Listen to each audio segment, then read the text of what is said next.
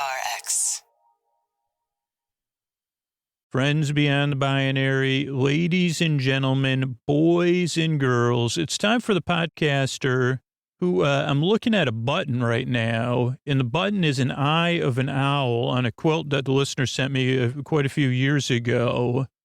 And I say, well, this owl has two button eyes and a nose made out of thread, which I guess is not as catchy as that Snow Person song about Frosty, which actually has nothing to do. That's just instant pointless meanders. They come right out of my brain, straight to my mouth. I don't know if they go through. There's a special part of my brain that has a drain that goes to my mouth. No filters. Well, there are some because I got to keep it sleepy.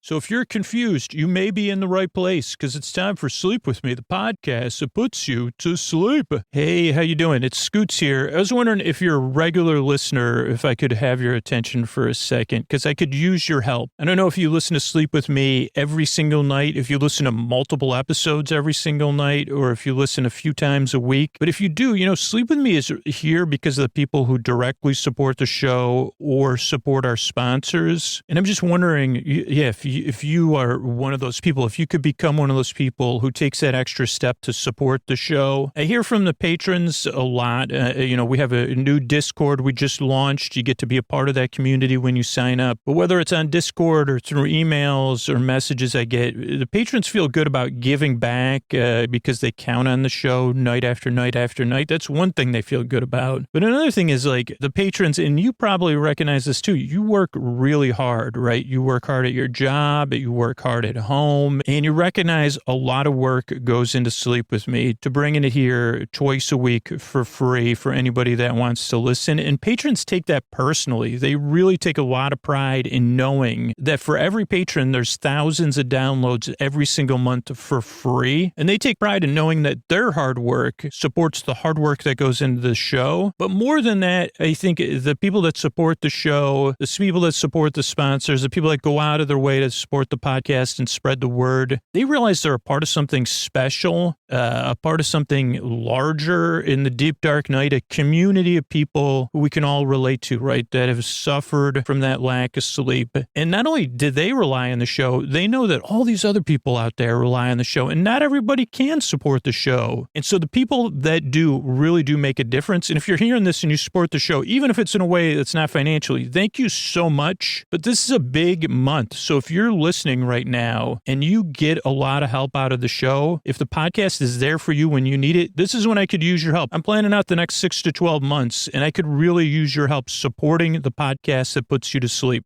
So please think about, if you're in a financial position to do so, supporting the show at $10 a month, $20 a month, $5 a month, even better, support it annually. You'll save money. We'll save money on fees. You could do all that at sleepwithmepodcast.com/patron. That's sleepwithmepodcast.com/patron. sleepwithmepodcast.com/PATRON. Sign up, check it out. Thanks so much. All right, everybody, it is time for the Sleepy Supporter Zone, the one part of the podcast I need you here. It's where I pop my peas. If you please, I thank the listeners who supported the sponsors, and I'm looking for people to thank here on the Sleepy Supporter Zone. If you support a sponsor, make sure to thank them on social media. Let them know you heard about them on the show. Our sponsors are Direct Response. Let me know about it too. sleepwithmepodcast.com/sponsors, and I will send you a thank you video because I appreciate it. I appreciate you helping keep the show free for everybody. So please, if you listen to the show for free, check out our sponsors at sleepwithmepodcast.com/sponsors. That's what keeps the podcast coming out for free for everybody. The next part of the Sleepy Supporter Zone is you getting the support you need. If you're having a tough time right now, there's links to resources that you could connect with, including international resources right in our show notes. It's also about being a part of community and positive change, not just saying Black Lives Matter, not just saying stop AAPI hate, not just saying support Ukraine, but taking action. There's links to resources where you can learn more and take action in our show notes. And, one of the things we're doing is building hygiene kits for people experiencing homelessness. We're supporting the Midnight Mission. We're doing live shows with Zooms, gathering as a community, working together, taking small steps, and having fun doing it. I'd love for you to be there. It's all free. You don't even have to do anything if you don't want to. And you could sign up for free, come to our live shows,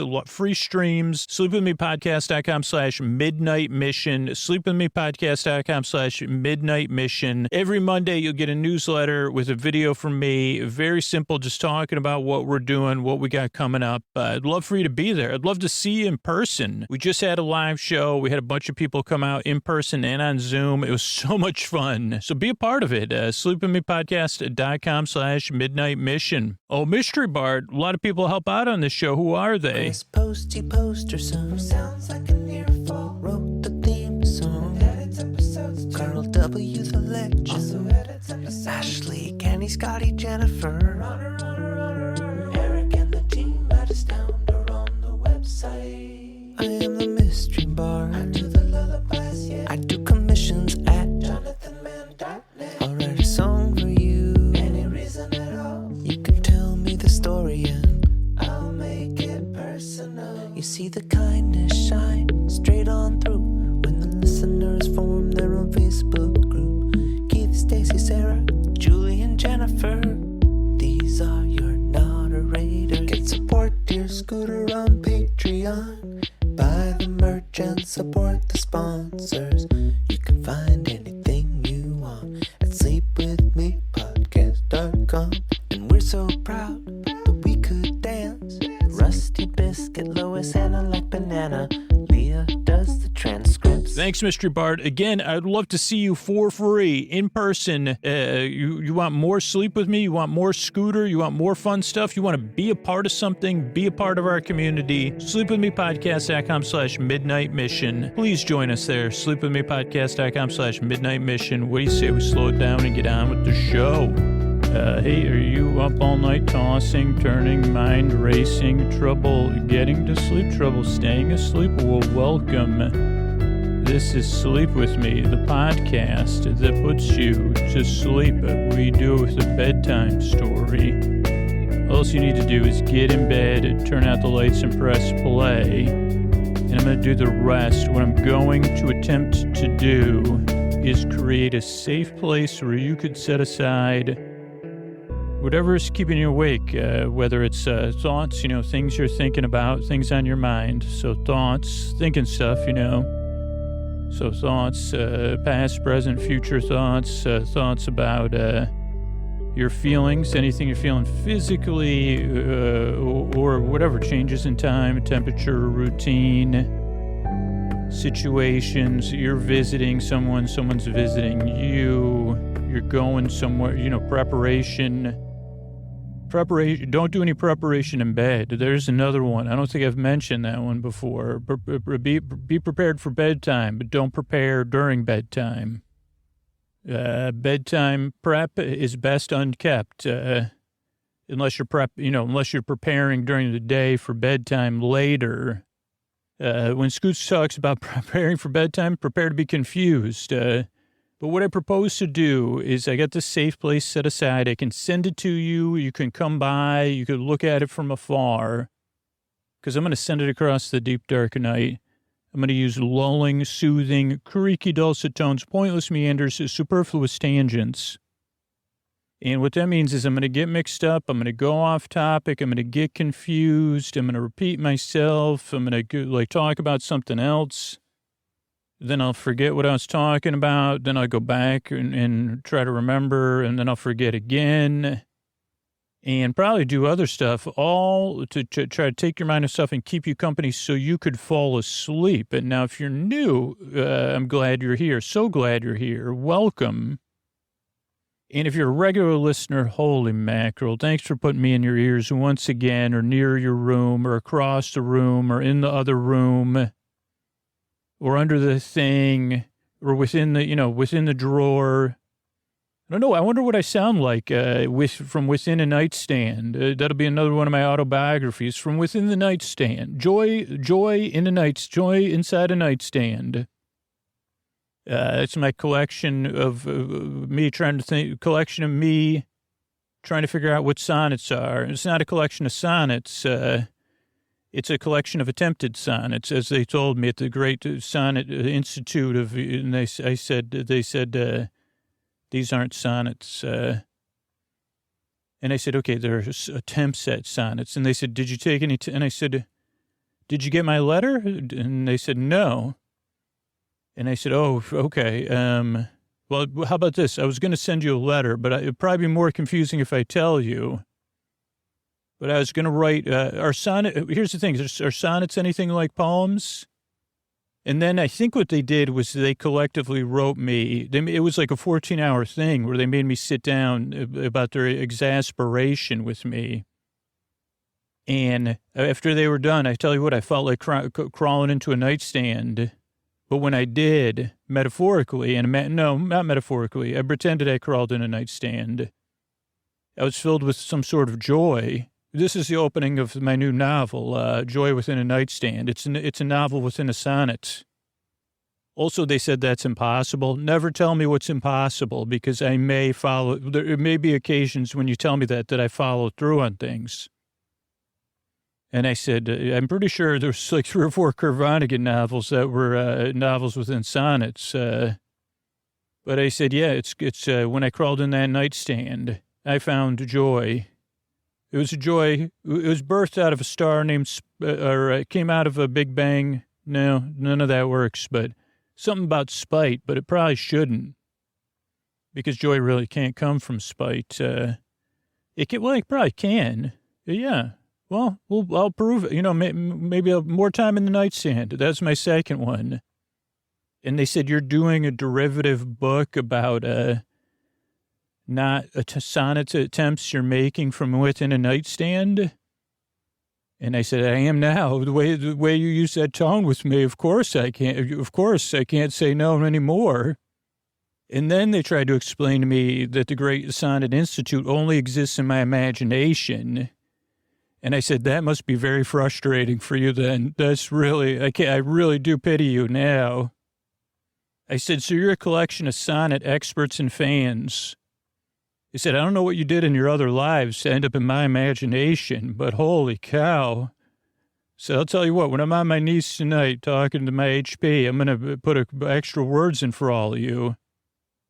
I said, I hope you got a nice place. And they said, it's in your imagination. Just imagine the place we live.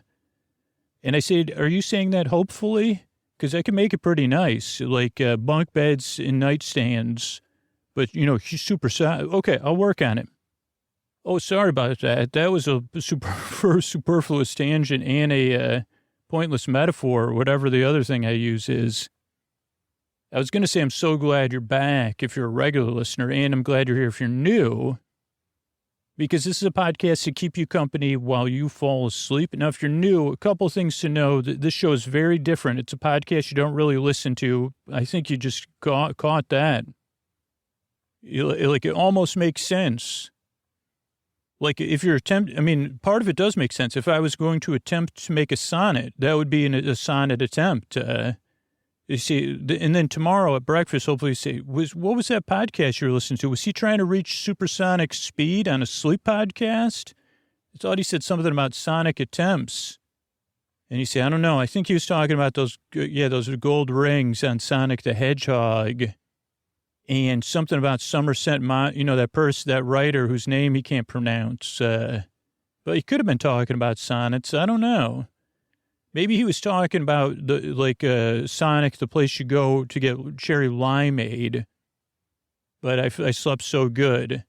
So this is a podcast it's kind of like background noise, but it's a little bit inane, but you could listen, but you don't have to listen. So that does take some getting used to. So most listeners, over the thousands and thousands of reviews we've gotten, have said, give it 2 or 3 tries before you decide if you don't like it or you do. Because it usually takes that long to put your skepticism and doubt aside, obviously. I mean, if you don't have doubt just now, you're definitely already a super fan, but most people would have doubts. I mean, if you're saying, I doubt he knows what a sonnet is, I'll tell you what, you're 100% right. I have no idea, other than, I don't even know if it's poetry. I just know I've seen it on covers. I was probably supposed to read quite a few in my day. Sonnets, I was supposed to read a few, but I did it in my way instead, which means a life less lived in that case. But, I do have an entire collection of sonnet makers or some experts. You're right. I should ask them if if there's sonnet, maybe, I don't know if there's the cheat, well, let's just not get into it because I got to get through this intro. The sonnets within my brain. I think I would like writing sonnets, though, from the inside of a giant nightstand. So just kind of barely listen to me at first and see how it goes. I'm also not here to put you to sleep. I'm here to keep you company while you fall asleep. To be your boyfriend, your borbay, your borsib, your borcuz, your borbestie, your borbur, your neighbor, your friend in the deep dark night. To take your mind off stuff so you can fall asleep. I don't really put you to sleep. I distract you and keep you company. And if you can't sleep, I am here to the very end. So don't worry. I'm here to keep you company. So there's all of that. What else do you need to know? The structure of the show, the reason I make the show. So the reason I make the show is because you deserve a good night's sleep. It's that simple. I know how it feels, tossing, turning, trouble getting sleep, trouble staying asleep. I've dealt with all that stuff. So that's important because I know how it feels. That's why I call it the deep dark night, because I know it can feel unfriendly and not great. Probably, sonnets have been written about the deep, dark night. That's clearly probably probable. But also, I believe you deserve a good night's sleep. You deserve a place you can rest. You deserve a bedtime you don't have to dread. And if I could help provide that for you, it would be my honor, because it means your life will be more manageable. Your life will improve if you're getting the rest you need. And that means the world we live in is a better place. If your world is a better place, our entire world is a better place. That is true. So that's important to me. That's why I make the show twofold. And know how it feels, and you deserve a little bit better bedtime and a little bit more rest. Structure of the show really throws people off. Totally normal or expected. So let me run through why we have the structure we do. And then as you become a regular listener, you could kind of adjust and see what works for you. But the show starts off with a greeting. Friends beyond the binary, ladies and gentlemen, boys and girls. Then I say something silly. So hopefully you feel welcome and seen. And you say, okay, the show's a little bit lighthearted. So that's what the greeting is. Then there's support for the show, because I like it to come out twice a week for free. So paying for it is 100% optional. But it comes out twice a week. And then there's support for listeners. There's support for communities around the show, because that's also being empowered to take positive action is a part of getting a good night's sleep, or will lead to that path. Just like having positive action in your community and having positive caring action for yourself. So that's what the support at the start of the show is about. The show being free and supportive. Then there's the intro, which we're almost done. It's about 10 to 12 minutes long to 18 to 20 minutes long sometimes, maybe 24, sometimes 13, sometimes 14. It's a show within a show to introduce the podcast to new listeners, but also to ease everybody who's listening, whether you're new or you've been listening for over 1,000 episodes. Thank you. That you kind of, the intros are always new. They're always different. Never talked about sonnets that I know of before. And so that way your brain can't quite adjust. It's always got something new to kind of not fixate on and be distracted by. But the intro also serves as a bridge between being awake and being asleep. It's to ease you into bedtime, a slow wind down. So the majority of listeners are doing some sort of wind down activity, whether it's getting ready for bed, or they're in bed, or they're doing some sort of wind down activity. They're easing into bedtime. There is a small percentage of listeners that are already asleep. Oh, they're so lovely. Hopefully everybody's asleep in their bed, but maybe you're listening, and we're here to keep you company too. There's 2% of listeners who skip the intro, start the show 20 seconds. There's actually more people that listen to all intro episodes on Patreon than story-only episodes, but it's pretty close. So some people like just listening to the stories. But for the most part, the intro is there for most listeners to slowly wind down. Then after the intro is more support for the show, again, so it can come out twice a week for free on any podcast app. And then there's the story. Tonight will be a recap of our season of Spice Friends. So that'll be fun. And then there's thank yous at the end. So that's the structure of the show. That's why I make the show. And that's what to expect if you're new. If you really loathe the show already, I mean, still, I would say give it 2 or 3 tries. I'm not saying that for me. I'm saying it for you. Because really, podcasts don't make anything except on, like all our income is derived from active listeners. So just asking you to listen to an extra episode, it just benefits you if you become a long-term listener, which is just what most people say. They say, first try, I was trying to figure the show out. Second one, I was waiting for it to get started. The third one, I realized it was never going anywhere, and then I fell asleep. But if you dislike the show for sure already, sleepwithmepodcast.com/no thank you has other things you can try out, like other sleep podcasts and stuff like that. So check that out. But I'm glad you're here. I really appreciate your time. I really work hard. I yearn and I strive, and I really hope I can help you fall asleep. Thanks again for coming by. And here's a couple of ways we're able to do this for you free twice a week. All right, everybody. Scoots here. This is episode 13 of Spice Friends. This is where we kind of look back at the episode and the ideas for it and maybe what's coming up next. Also, a little behind the scenes. I recorded 25 minutes of this already, but it wasn't. I didn't hit record, which hasn't happened in a while. The good news is that, well, I haven't watched the video yet, but I provided a video. I was doing an interview somewhere for Bloomberg for Henry, and who's a listener, which is cool. And I provided the video to Henry. So once it's released, then I'll release it on our Patreon and our Midnight Mission newsletter. So you can watch that for free. Sleepwithmepodcast.com/Midnight Mission. And you'll see the moment I look down and realize it's not recording. And I may even have to delete it. I have no idea what I said. I know I was very unhappy. And that was just because I was out of my normal process. But watch that if you like it. If it would encourage you to support the show on Patreon, which is a huge thing, or to support our building hygiene kits for people experiencing homelessness. Let me know, by taking action, become a patron. Let me know you want more of that. And I could occasionally record intros or stuff like that. I can't record every recording just because it's, again, you'll see what happened. Too many moving parts.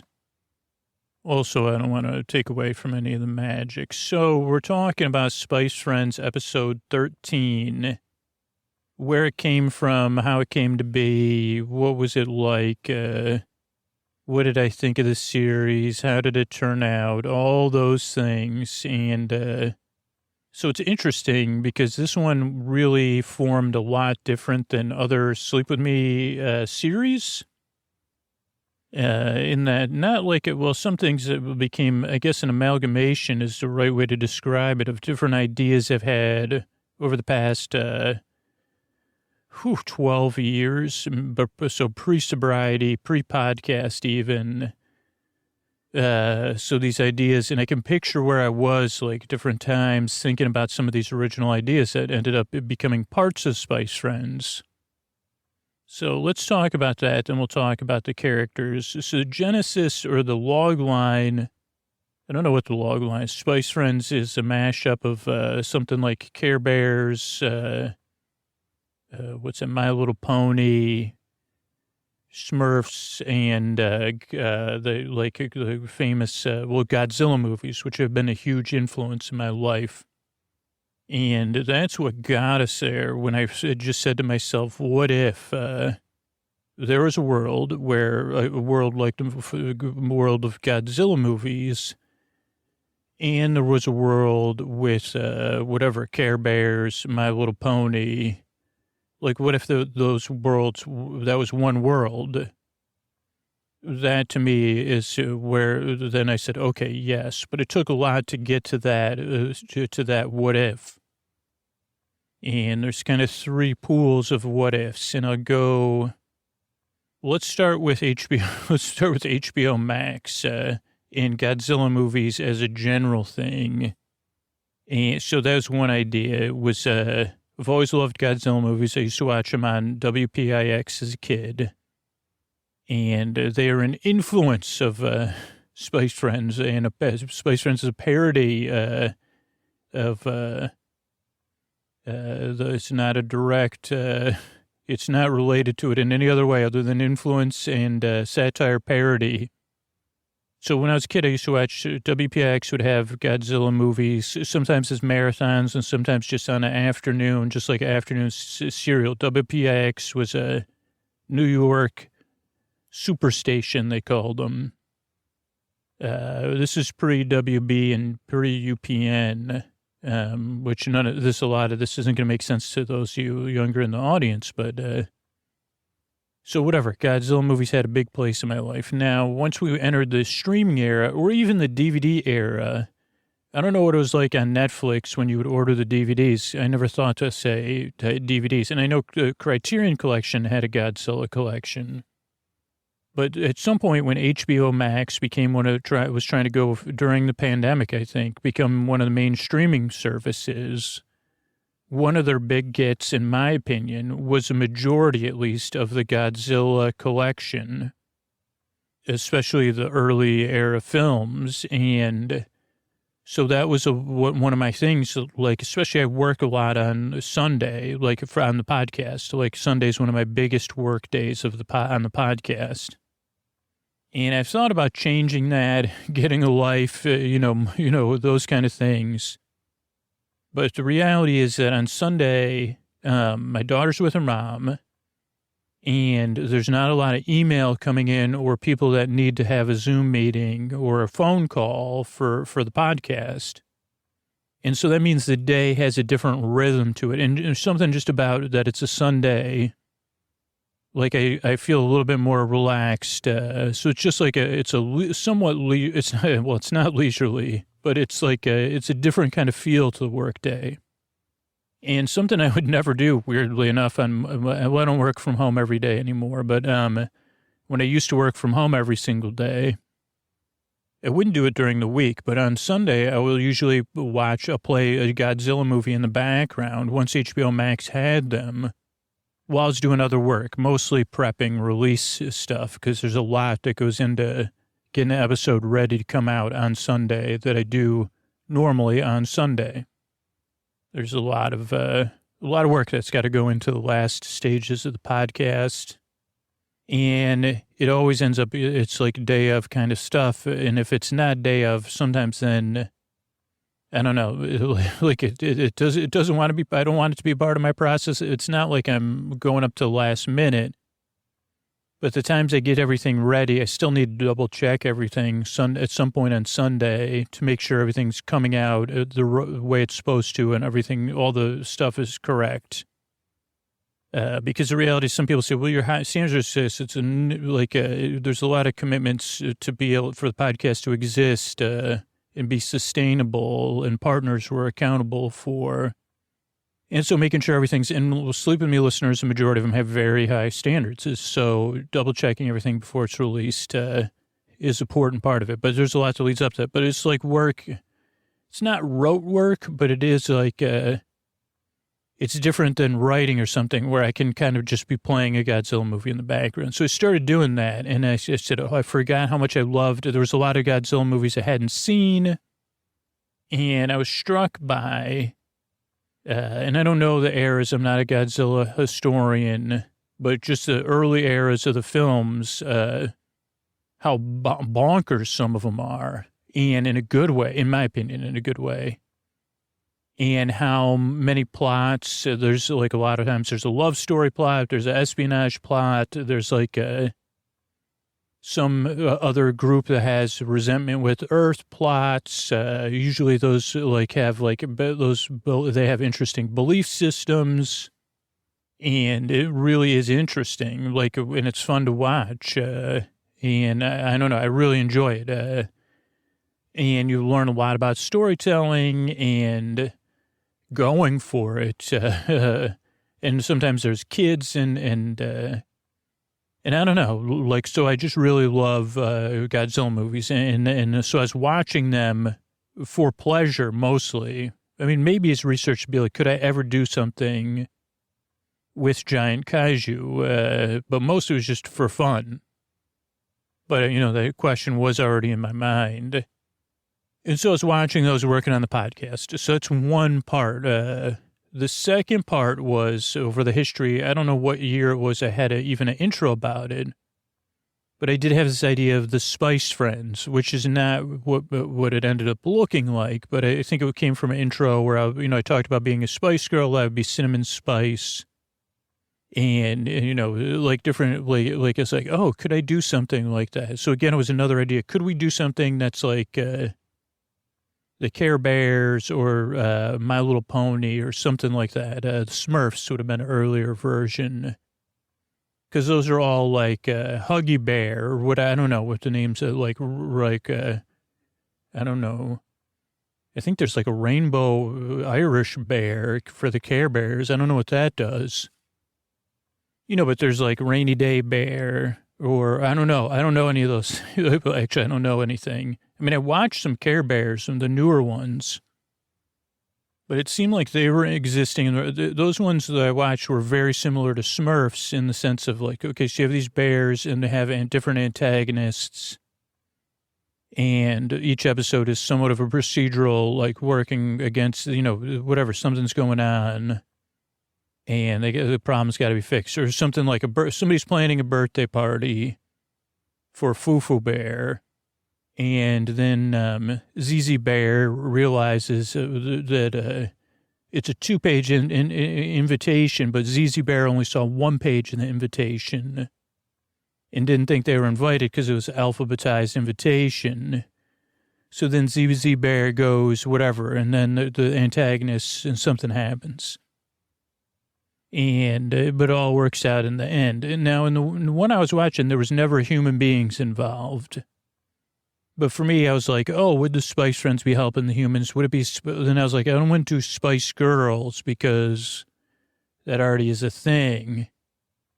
So I don't know. I was like, okay, well, I don't know if that would work. And it just seemed too straightforward. Like, it's like, oh, we just do our own version of that. That's basically, I don't know if that has enough juice for me to work on it.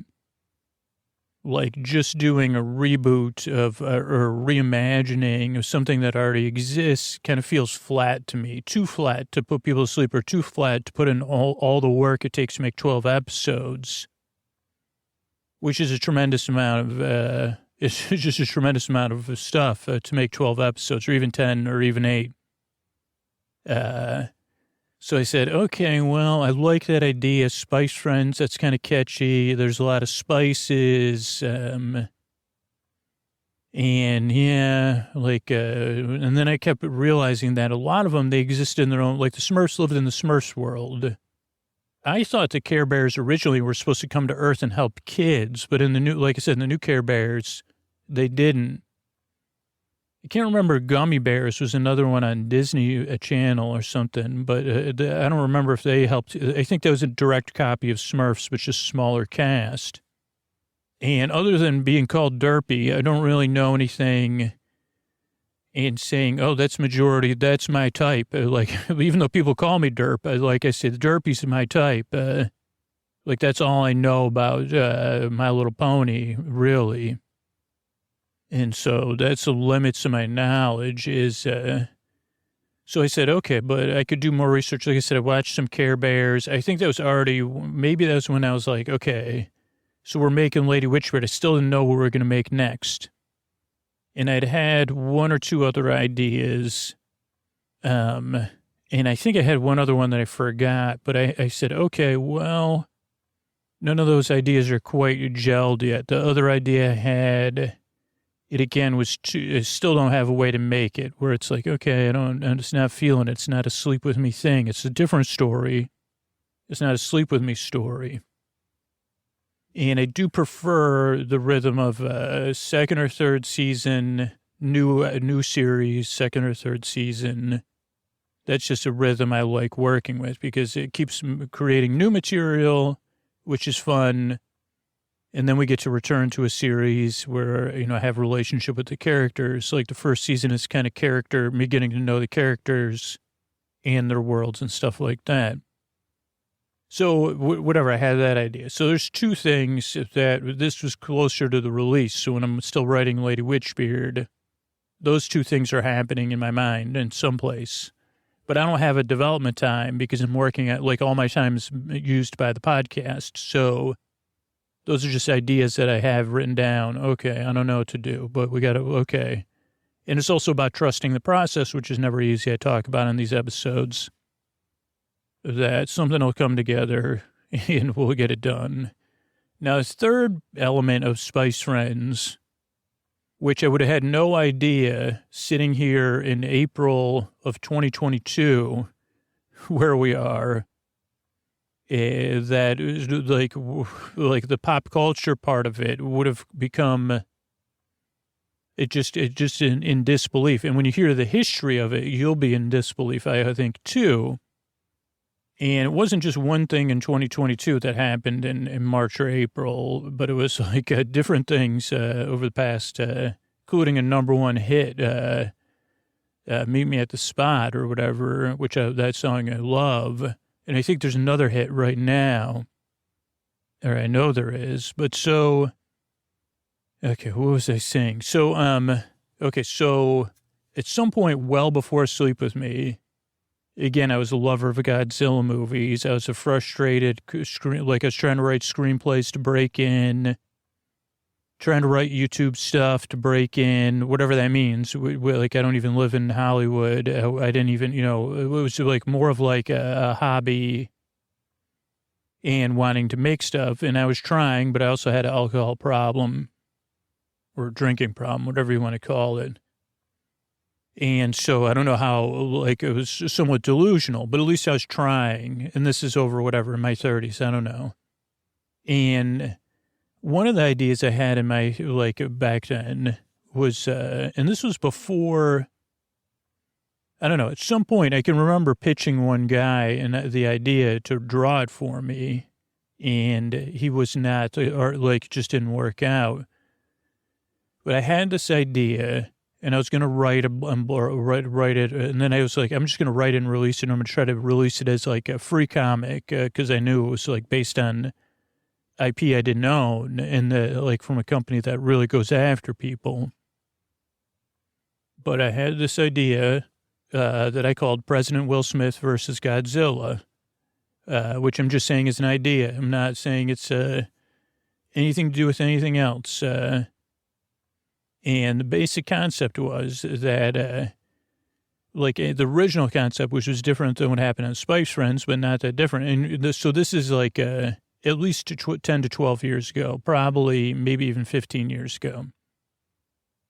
Probably 15, I don't even know. But so I said, okay, so there's a world where Will Smith is president of the United States. I think even now you'd say, okay, I could believe it. Maybe now you'd say, I don't know, even like you say, okay, but 15 years ago, you'd say, okay, I'm with that. Like, seen him make speeches in those movies. You say, that was Bill Pullman. I say, well, it should have been Will Smith then. No offense, Bill Pullman, but love you lots. But so I said, okay, so there's a world where President Will Smith, the actor, and Will Smith is playing a role where Will Smith, the actor, is president of the United States. So a little bit meta there. Now in Spice Friends, Willow Smith is his vice president. In the book, or I mean, original idea, she was not. She was actually like an elite Marine, and.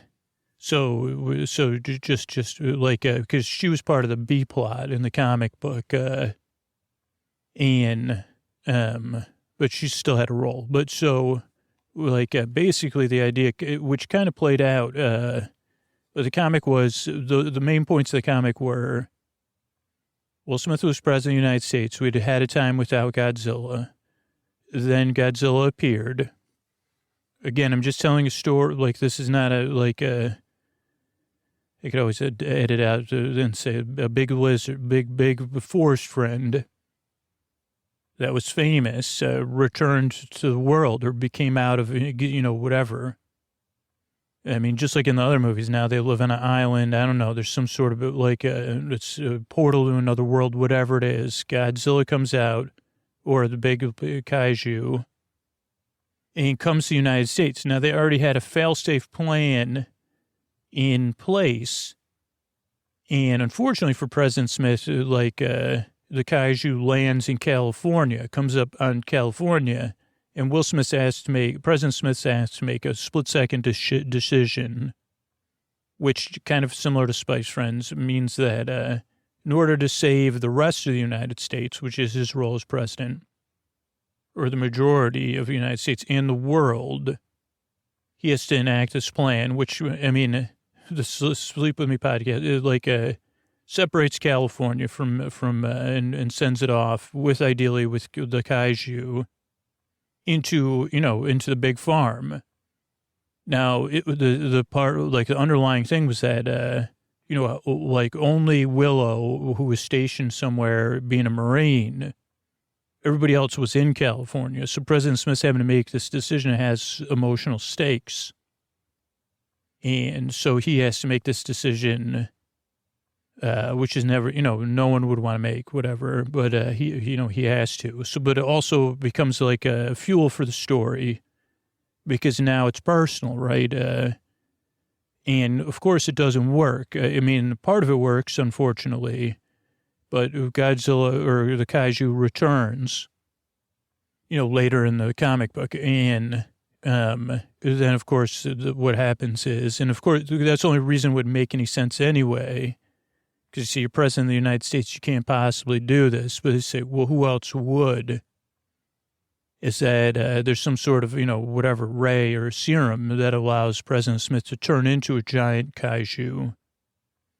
And in the movie, it would just be straight up one-on-one, and President Smith would win, but no longer be a human being, and probably go to Big Farm anyway, but, would be saving the world. And then the B plot was more like, while this is all happening, there's also a belief system based on the kaiju that's trying to take over stuff. So that's where Willow would be, is like trying to take over I wanted something like where they were trying to take over the White House. I don't know, like Willow would have been in like an action role. So that was the idea. Like it was just going to be a comic book for fun. And that I was going to put out for free, but I couldn't get I didn't have the emotional capacity to follow through on things or find a collaborator at the time. So that was an idea I just had, and I'd been like in the back of my mind every once in a while. I'd think about it again. I'd say that's pretty cool. And again, pre-2022, you'd say, I could see that. I don't know. At least I can. And I say I think I would go to that movie. Like if it was done the right way, I mean, you'd say that's going to be tough. But I say, yeah, it would be tough. But I mean, I still think one of my peak of the last 4 or 5 years, like I was in a movie theater watching Mission Impossible, whatever. And Tom Cruise was running in London or something at top speed for 15 minutes, sprinting. In the movie theater I was in, people, including me, were standing, cheering, we were laughing and cheering and loving it. It was just one of those movie experiences that was where you were giving, your suspension of your disbelief was full and you were immersed in the joy of, Tom Cruise running. I don't know if anybody had that experience. I don't even know which one. I mean, that was the one with Henry Cavill, whatever, the Superman guy. And I don't know. I mean, if you saw it, I don't know if you read, and I was at it was fairly packed, and I think it was like a matinee on a weekday. But I'd say Will Smith as a kaiju against that could be, if in the right hands, it could be possible. So I don't know. So those are the three ideas that ended up becoming Spice Friends. And what happened was, the what ifs just happened to overlap. I said, okay, what if the Spice Friends? No, not enough there. And then I kept watching these Godzilla movies. I said, well, could this be a sleep? No, how would that be asleep with me? I don't see how it could ever work. And then at one point I said, what if the Care Bears were giant, and they were the ones going against the kaiju? And she said, those could be the Spice Friends. And I said, okay. I think I like that idea. I think that could be, you say, that's going to be a sleep with me idea. And I say, yeah, that I can see as a sleep with me episode. So then it was about brainstorming. Okay, what if, so I said, okay, let's do it. I can see that Spice Friends. Now, originally I didn't know what it was going to be called because I knew we couldn't use the word. I knew we couldn't, a lot of the words are owned, some of those names are owned by companies. But the concept isn't of giant beings roaming the earth. So I said, okay, and then I said, okay, Spice Friends, and how do we get in? What's our in point, right? And I said, okay, well, that's where the comic book kind of helped me. Because he said, well, when do we get into this story? When do we join it? When do the Spice Friends join it? And that was like watching the Godzilla movies and realizing that, there's a lot of other plots, and none of them are super complex usually. And I don't think this ended up following an ordinary Godzilla plot. And I think originally I thought it would be a procedural, so I thought each episode would be a procedural where it's okay, we have a Spice Friend, we have a kaiju, and the procedural is finding the I thought that, but you can already hear my pausing and say, wait a second, where's the procedural? You have two beings, but what's the procedure? Who's going to win? What are the stakes? So that was one challenge that came up later. I guess I'm getting ahead of myself, but it was okay, what is the end of the story? Where are we starting? Why are we starting there? And that's where I kind of got to the point where I said, okay, well, what if we start? So we could start at okay, we got this. Okay, so maybe right after, because I had the comic book idea. I said, okay, I like that leadership. Now this is again where it was still a non-challenging idea that President Smith and Vice President Smith would be running the country, or they would have had recently been running the country. That was the idea that I'd say 94% of Americans could be I'm down, count me in. They got my vote. So I said, okay, but it probably would be afterwards. And that gave us very similar to the comic book. I say, okay, now Vice President Smith and now President of the World Smith, she would have personal stakes, which would also be confusing. She has a need to heal, and her lack of healing is going to get in the way of her decision making. But it also makes her a character I want to get to know. She's obviously capable. She was vice president, then president, now president of the world. She's had this experience. She's a daughter. I have a daughter. So I don't know. That made me interested in her, and she's been through a lot. She's lived through this new era of kaiju. So I said, okay, and she's the leader we need, I think. And I think with these stories, for me, I don't know, I prefer, I guess, I fall into I don't need a perfect leader. I like to have a capable leader, like a Picard, a Riker, Janeway, Shellstrop, whatever it is, that's, I say, okay, I want a capable leader. Don't give me what's believable, give me what's relatable or whatever. I don't know what they say. I say, that's someone I can relate to. I haven't been through what she's been through, but I can relate to that. And I said, okay, and that's a good starting point because we already have, our world's already dealt with it. And then one of the things I liked about the Godzilla movies was that there was always this outside influence, or inside the Earth or Atlantis.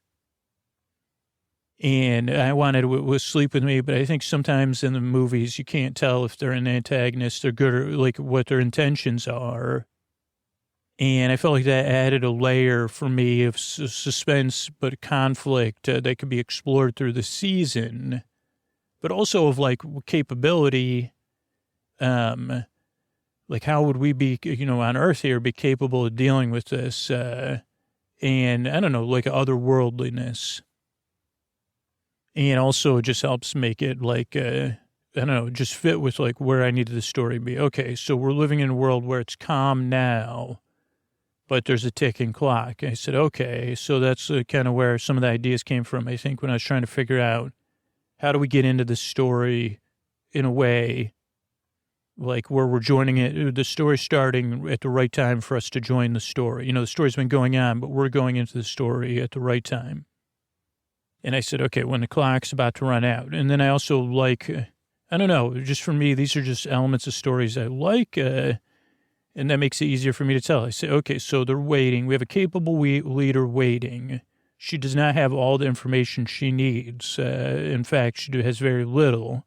She also has expectations, which I would say are relatable and realistic in a sense, or understandable expectations, then answers coming from this other world that we're working with to put a stop to the kaiju.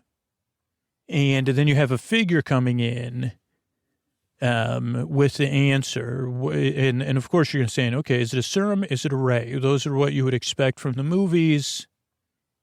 And that's where it fit in with, so that's all very kaiju story based. And this is where we go back to what makes a Sleep With Me story, or what makes a story sustainable for me to tell, is to have a turn.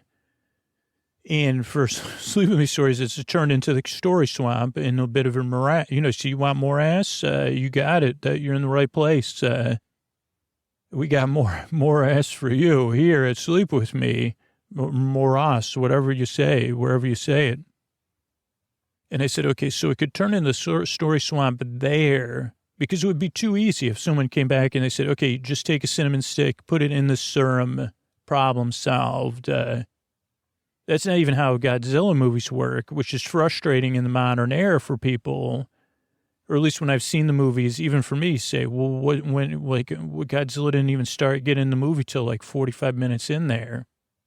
And I didn't even realize it till I had to do it myself, how that doesn't work. You can't have 2 hours of a giant being running around. It just gets, it's just not, I don't think you can, and have it be entertaining or sleepy. Because I don't know what episode that was, 2, 3, or 4, where I said, well, holy cow. So I'll get into that maybe. But so you have a capable leader. She's waiting for this astronaut to return. The astronaut and the planet have set up a lot of stuff that didn't make a lot of sense. But of course you're going to go with it. So they have all this children's programming. And I don't know, I just like this in a sense of like it's, what's the word? Like countercultural, or I don't know, there's another word for it.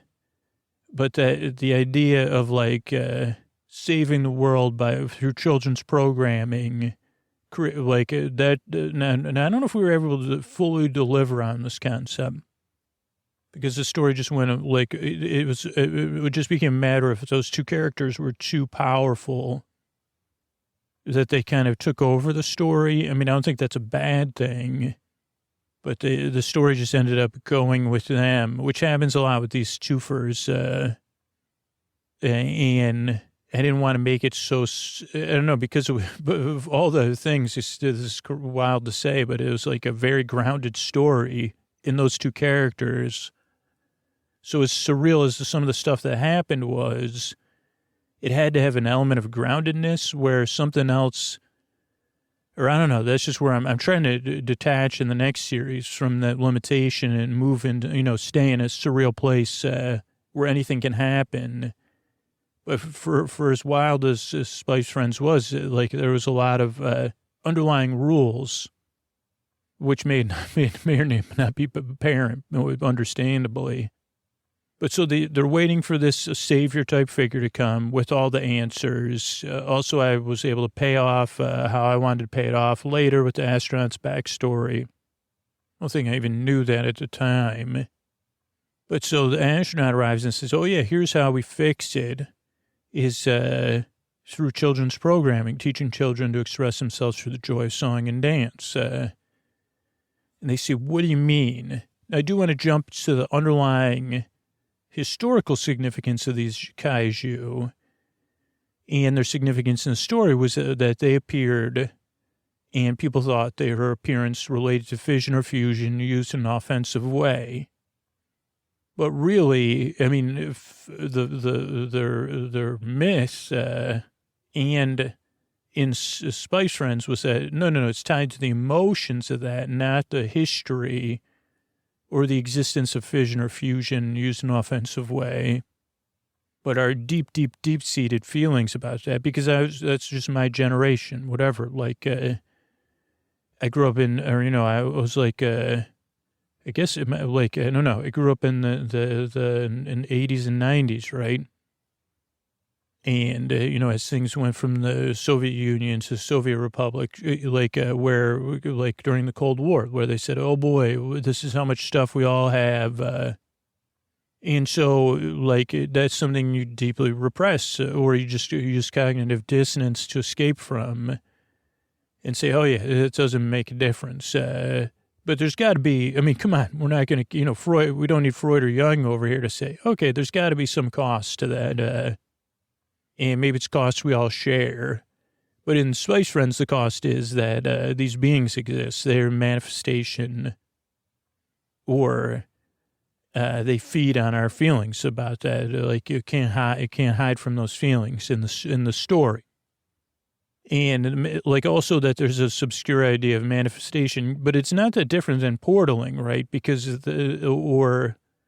whatever is I think in one movie it's like, oh no, they come through a whole portal at the bottom of the sea. So again, it was I don't know, the idea that they already exist or something. I don't know, but I think that made it less a capable leader. Is just your manifestation theory that's made up. It doesn't even make any sense. And then astronauts somehow I'm trying to explain it. But then that it works, but it only works the real trick is that it only works if you're in the process of expressing true feelings, because that's what makes the kaiju appear, is when you're in the process of repressing true feelings. So it's just a flip side of the coin. If you're expressing your real feelings through the process of song and dance, you could get the Spice Friends to come.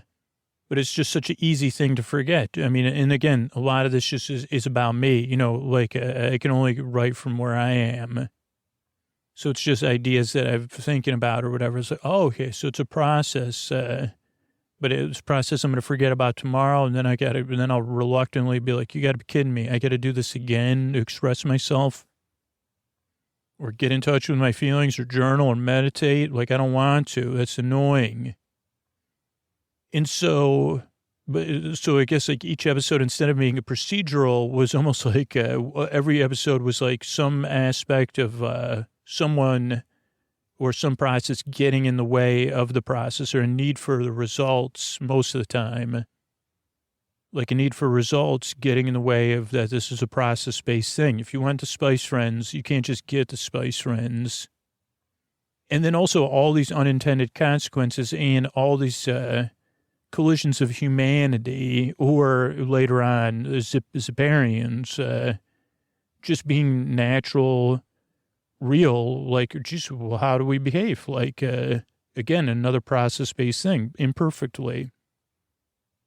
And so a lot of story complications just came from people being people, or leaders being leaders, or these things that keep occurring throughout history.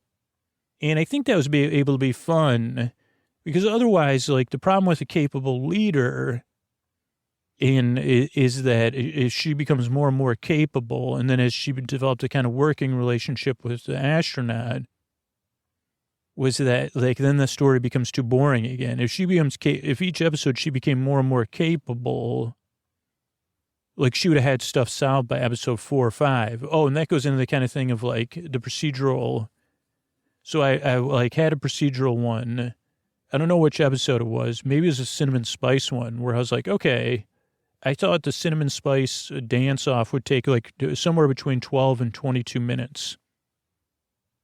And so in the writing, I had that much set aside for it, and not written. So whatever I had, like 22 minutes, I had 22 minutes written, and then another 8 minutes after, which is 30 minutes, and I need 50 to 60 recorded to get what I need for the episode, not counting the intro. This is just the episode portion. So I said, so when I got into that dance-off part, it took literally 3 minutes, even with different things happening, at least in my mind. I don't know how long it took on tape, but I said, okay, this is a big, big mess because still need another 19 more minutes that I don't have written. So I think whatever. Luckily, the characters were strong, so I was able to figure out, I don't even remember what happened there, but so I don't know. So that was another thing with the procedural. I said, okay, well, the procedure can't just be every episode. That's what I thought once I was working initially. I said, okay, each episode will just be what spice friend, what emotion. I had, like, the wheels of emotion. What emotion? Because that would be very procedural, like Care Bears. Oh, here's the problem. It's caused by this, either ignoring this feeling or not enough of this feeling. 1, 2, 3, and then we find this feeling, or we strengthen this feeling, or face this feeling, or express it, and then the spice friend solves the big one. Problem is that's, like, too efficient. That might be good for, like, an 18 or 12-minute Care Bears episode if there's 2 for an hour, or whatever, 11 minutes, that works. Plus they have, like, a minute and a half to start and finish. So 19 minutes, that makes sense for a Care Bear, but it's not going to work for a 50-minute Sleep With Me episode. And, like, efficient stuff and capable leaders, like, make for less meanders. Because if it's a perfect leader, then they're just going to make the perfect decision. Or if it's, like, a capable leader in controlled circumstances without chaos, then she's going to make a decision. She knows how it's going to turn out. Or she knows she can focus on the process, and then it'll turn out. But again, I think, like, a lot of what I wanted to relate to with President of the World Smith was that is she still experiencing her feelings from earlier and her father and these big beings, and also like not just the hard feelings, but also, like, her own self-image of her father's heroism. That could be very enticing for a lot of people to be like, well, I need to live up to that image, or I want to, because it makes me feel something inside. And maybe that's what my purpose is to kind of do the same thing my father did. And one day I'll have that opportunity, and then that'll complete my journey here. I mean, because at least for me, these are the kind of, not the exact same things I get caught up in, but delusion is a way I live my life. I mean, it's just a part of my normal existence. Cognitive dissonance, delusion, forgetting, all those things. Like, if it was just as easy as I guess I would never expressing my feelings through the joyous song and dance. But I thought that it would be that easy for the season. And at least initially, I wanted an astronaut. I don't know. I liked also the conflict. It's like, this is never going to work. This idea is ridiculous. But at the same time, it's one of the only ideas we have. We need this to work now. And then there was also the thing of, like, toning down stuff. But also still having the kaiju have all the powers they have. But a lot of times giving the...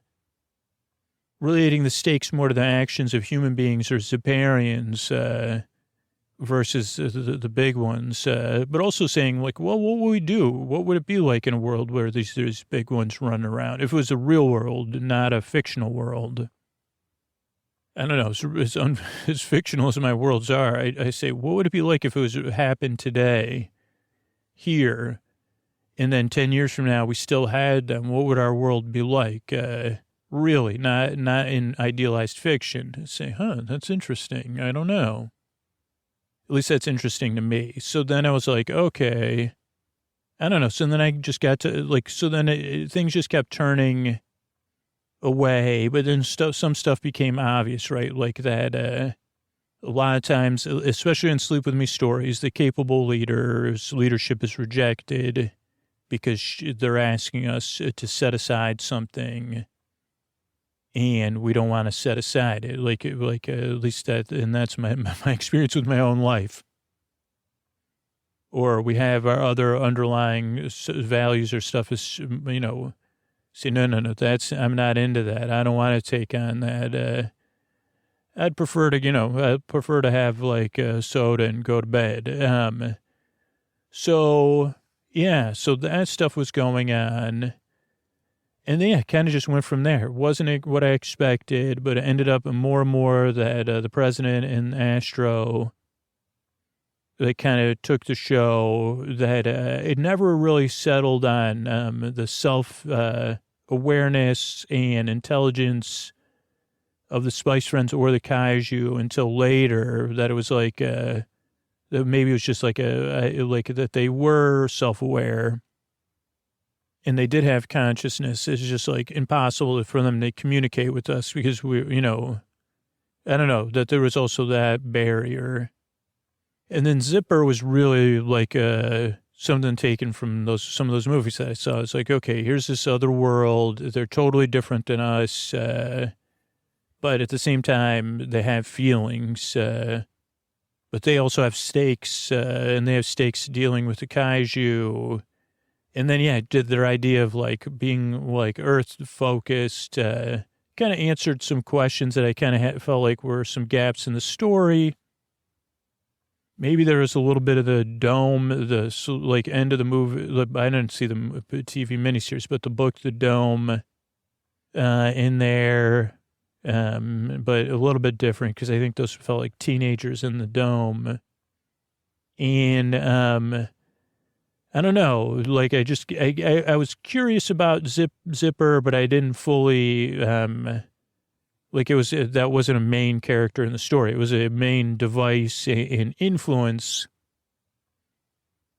But like, I wanted the Zipper to be just otherworldly enough to not be totally relatable or understandable. And then finally we headed towards the finish line where it's like, okay, I knew for the finish line I wanted a third world where the Spice Friends would exist and the big ones, but that they would come to Earth. I don't know if I'm spoiling that, but like if there was other series that then it like explains the Care Bears or the Smurfs and My Little Pony. Like that was like, if I just did the Spice Friends now, it'd make sense. Because like, where the heck are they coming from? Like, why would they come to Earth? But then I was like, oh, wait a second. Like, where the story ended up with about emotions and feelings, that's where the pen pal idea came in.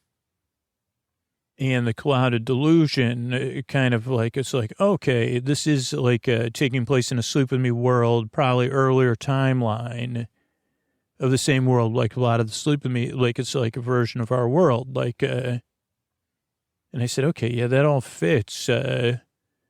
But I wanted them to have their own world, but I still want them to be a part of our world. I don't know. And then I wanted stuff to work out for Zipper, but I definitely wanted like, and maybe it got repetitive. I'm not sure. But like when you're process based and you're looking for results, it can be repetitive of like, okay, we can't work together.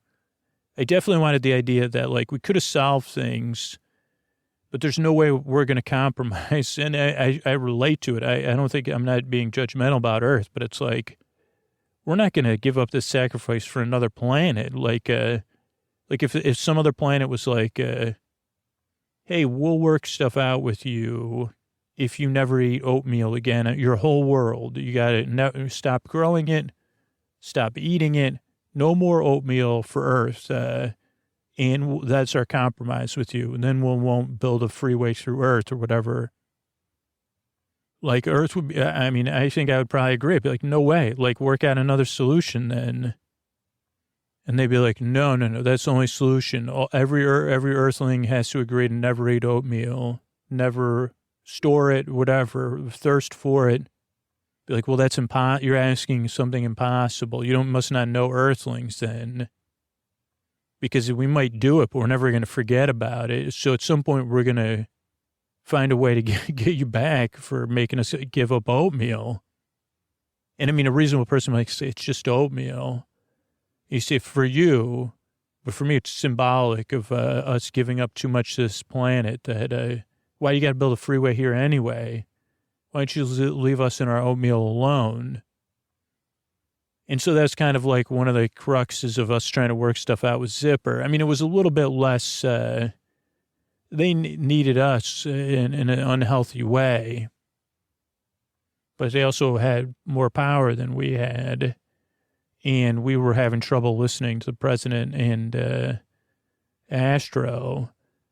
But I think it was like the cool thing was when you get like when there's that many weird stuff, like there's that many rules, like if I give up too many rules and get away from the procedural, like find all these inefficiencies, maybe, I don't know, maybe that's what I'm good at is finding inefficiencies in storytelling. Then the inefficiencies and the relatability, like I can focus on that stuff and it creates more problems for me to solve, which creates more meanders, which creates a better bedtime story. I don't know. I mean, I feel like the feedback I got and, I mean, other than a couple people that were too focused on the kaiju, was that this was, because basically it was a story about these two people trying to work together in leadership roles and solve stuff. And I mean, a couple episodes were about their own personal journeys too. I don't know. I don't know. I had fun and I really appreciate being able to tell these kind of stories. I'm looking forward to the next series we're going to do, which will be a return, season 3, that I've been working on for a little while. And yeah, that's it. Thanks so much for listening to the show and good night. All right. I want to thank everybody that signed up for our newsletter to help people experiencing homelessness. I really, really appreciate you doing that. It's a free newsletter. Sign up at sleepwithmepodcast.com/rebel news. It really, really means so much to me that people are participating. And that's all you need to do right now is just sign up for that newsletter. And so, yeah, I want to thank the people that signed up recently. Philip, Cole, and Susan, thank you. Thanks, and good night. Lee, Johnny, and Abena, thank you. Thanks, and good night. Sean, Catherine, and John, thank you. Thanks, and good night. Ada, Emma, and Stephen, thank you. Thanks, and good night. Kimmy, Penny, and Steve, thank you. Thanks, and good night. Ann, Humphrey, and Amy, thank you. Thanks, and good night. Cheryl, Greg, and Anna, thank you. Thanks, and good night. Angela, Karen, and Anna, thank you. Thanks, and good night. Kelsey, Stephen, and Vita, thank you. Thanks, and good night. Jeff, Merritt, and Jody, thank you. Thanks, and good night. And Heather, Elizabeth, and Alsace, thank you. Thanks, and good night. Oh, and Teal, Jaden, and Lynn, thank you. Thanks, and good night. Sherry, Haley, and MLN, thank you. Thanks, and good night. Joni, Ginger, and Rochelle, thanks, and good night, everybody, for signing up. Could not do it without you supporting me and working with me to help other people. Really, that's what the podcast is here for, too. So thanks for being a part of it during the daytime. I really appreciate it. And the Sleep With Me would only be here if it wasn't for the people that support the show directly on Patreon and support our sponsors. So thanks to those people. And yeah, if you want to join us, sleepwithmepodcast.com/rebel news. Thanks, and good night. And here's a Tuck You In sponsor that's enabled us to grow all those extra episodes in the feed. Thanks and good night.